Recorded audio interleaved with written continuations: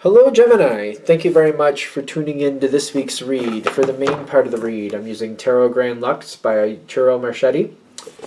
Website is usgamesinc.com. Feel free to check that out if you'd like to. Supportive Oracle cards. Wisdom of the Hidden Realms Oracle cards by Colette Baron Reed. In the back of the book are her website and a few other websites there too. Feel free to freeze frame and check that out if you'd like to. A little bit more. A little bit about the illustrator, Jenna. There's information about them. Websites at the bottom here. Feel free to freeze frame on that. If you want that information, I'll just put that there so you can freeze frame. And there's websites at the bottom of that too.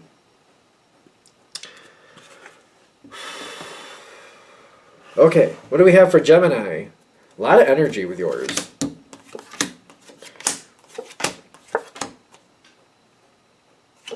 Is this good, bad, or indifferent? That's it? That's it. Okay. Is this worth it? There's going to be a spot where you have to make a decision. Okay. I mean, don't you make decisions all the time? It's a poignant decision. Poignant? I don't know if that's the right word. The decision coming up is going to be to keep something in your life or let it go. It's kind of like holding onto a balloon.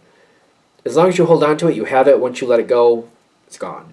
So it's kind of like one of those decisions coming up, if that makes sense. Whatever it is you're dealing with, you fought to get it. And you very much want it. You put a lot of effort into getting what you have. You decided you wanted this. You did a lot of effort. You put a lot of work into it. And I'm getting like you used everything at your mental capabilities to find the angle to make it happen, to move forward when you needed to see the moment when it was apparent. You did everything you had to do to make this happen. And you got what you wanted. That's what I'm getting. So it's kind of like, now that I got it, now that I have it, you put a lot of work into it is what I keep getting. But there's a weird energy here of like, now that I have it, do I want to keep it?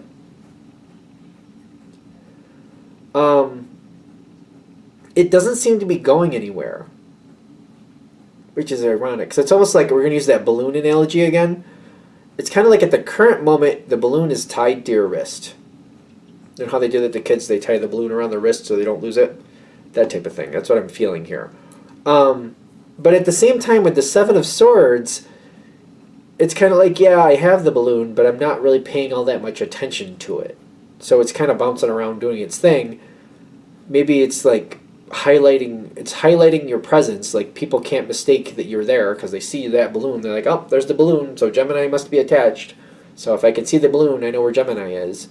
That type of thing. But you seem to be kind of like, I don't know, but you're happy. It's very interesting to me. You're happy to have it. You don't seem to be paying a lot of attention to it, but you're also kind of like looking at other things now. Do I want to keep this? Does this really work for me? Now that I've gotten it, do I want to keep it? Because I'm starting to feel like now that I have it, I'm kind of feeling like I'm hitting this mark like I might be stuck with it if I'm not careful. Which is interesting because we're using it in a balloon analogy at the moment. So it's almost like I have the balloon connected to me now, but like if I keep going, the balloon isn't going to fly away. After so much time, it won't go away on its own. It's gonna lose that lift, and it's just gonna be my balloon, and I'm just gonna have to keep it and deal with it. But once it loses its lift, do I still want it? You got the Devil card here. And there's a weird kind of like, it's playful. This is very playing with fire to me. It's very much playing with fire type thing. It's kind of fun until you realize how much danger is really there. Like, it's kind of fun unless you look at what it really is. Does that make sense? That's kind of, to me, that's kind of like what playing with fire is. If you really think about what you're doing, it's not fun. That's dangerous. You know what I mean? It seems fun until you really think about what you're doing. You know what I mean? That's kind of like playing with fire, right? Like, it's fun, but then you're like, wait a minute, is it? Or is it just really, like, I could really have a very bad outcome from this? Justice is showing up with this person, and Ace of Cups reversed. You have the Ace of Cups right side up. You want what you have. You're very appreciative of it too, which I know might sound odd with everything else I've just said, but you do appreciate what you have, but there's a reason you're kind of considering, do I want to keep it? They've got the Ace of Cups reversed. This doesn't have to be a romance thing. Doesn't have to be a romance thing. But when I get the Devil card with romance, that could be more of a like a physical connection than an emotional connection, if you follow me. The Justice card with the Ace of Cups reversed, I'm getting like, you got what you wanted, but this is your point to like look at what did you actually get. It's kind of like, you know those games they play at the holidays sometimes, I don't know, not that everybody has gifts, or like when you have one of those games where there's a gift, and you fight to get the gift, you're like, the package looks great, I want it, I want it, I want it, I want it, it's my gift. And then you open up the package and you're like, it's like, maybe it's like an incense burner with some incense that you don't really care for, and you're like, oh, I mean, I got it. I mean, and maybe it's like, maybe it's out of the material that you like, maybe you like crystal or wood or whatever it is, and you're like, it's the material I like, and I thought I would want it, but now that I have it, should I just keep it because I fought so hard to get it? Or am I going to admit that, like, maybe this isn't what I thought it was? Because I feel like that's what they're saying, like, do you really want this? Are you sure you want to keep it? Because this is the easiest time to get rid of it, subjectively. I mean, readings are for entertainment purposes only, and it's a genre read, but I'm getting this is the easiest time to get rid of it. So if you've gotten it and you're like, I thought I did want it, but now that I have it, it's kind of like I just opened the gift and somebody's like, I'll trade your mine for yours, and you could trade, or you could be like, you know what, I want you keep yours and take mine too. You know, kind of like they have a book about, you know, wallpaper. They have a book about how to wallpaper, and you're like, I'm not going to wallpaper, I don't need that. So you keep your book, and you can take what I got too. Enjoy. It's all for you. Keep it.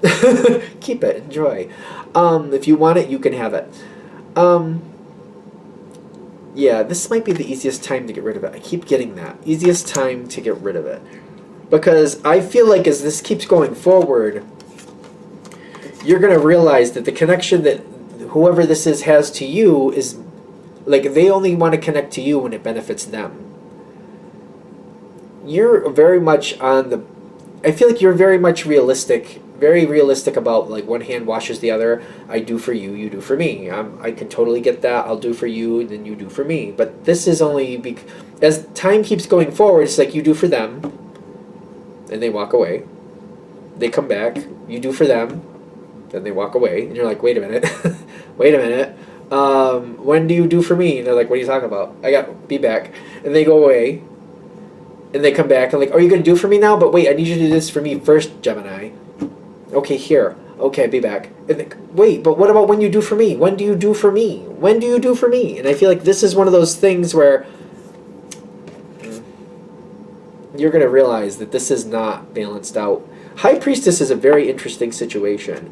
To me, this is a lot like the Magician. This is like the Magician and the Empress and the High Priestess all merged into one. It's kind of like looking at, like, am I being taken care of the way I'm taking care of others? What do I really want created here? Plus, like, I don't, you see, like, everything's not going to be perfect. There's going to be angles to this, but this isn't working out right. And I don't know. I feel like as you keep going down this road, you're going to see, like, this isn't going well. The sooner you see it, the better, because I do feel like you could switch this out. Whatever it is, I feel like we need to vacate the opening. Like, whatever this person is that's filling this void in your life, doesn't have to be romantic. If it's a friendship, if it's a business type connection, I feel like the sooner we move that person out, something else can come in, but nothing will come in until you remove that. The energy has to move away, because I do feel like this energy is going to block something else from coming in. seems to just block other things from taking its place until it's gone. So you kind of want to move on from it. The sooner you can move on from it, the better. I'm not saying you should. I'm saying if you don't want it, unless you like the way it's playing out, you know. Because sooner or later you're going to see that this isn't working for you. This isn't serving you. You keep doing stuff for them and they're not doing it for you. You got the Five of Swords as a fruitless win. But the Well Watcher is kind of like, you know, realizing that this isn't going to work. I feel like that's the truth coming forward and kind of like, all right, I realize this isn't working. Now what am I going to do? That's the wisdom part, because the Well Watcher is something about wisdom, right? Yeah. Because I feel like I don't want to get to a point where I'm like, all right, now I locked in with this. Now I'm realizing I don't want it. And I've gone so far, like now I have to do all the untying. They've tied to me in so many ways. They have 50 or 80 strings tied to me. You know, I have to start untying all these knots. Instead of getting that far down the road to where they got 50 to 80 strings tied to you, I feel like now they have like 3 or 4. A lot easier, a lot quicker to untie 3 or 4 rather than 50 or 80. You know what I mean? Because I do see like there's something better. The Ace of Wands is waiting for you, but the Lady of the Gift, I feel like it's waiting for you to be ready for it. You have to move on from this energy before the right one will come in, whatever that is, which doesn't have to be a romance. It could be like a business partnership, could be an acquaintance at work, a friendship even. Something else is waiting to come in, but it won't even come near you, won't even show up until this other one is gone. It's not even going to show up. Anything else with that? I think we're here. I think we're done. All right. I'm going to shut that down there. Thank you for watching. If you'd like a direct reading from me, shoot me an email, jamesforastral@gmail.com. That's James, the number 4, astral@gmail.com. If you're interested in the donation information, that's below, same email. Thank you again for watching, and have a great day.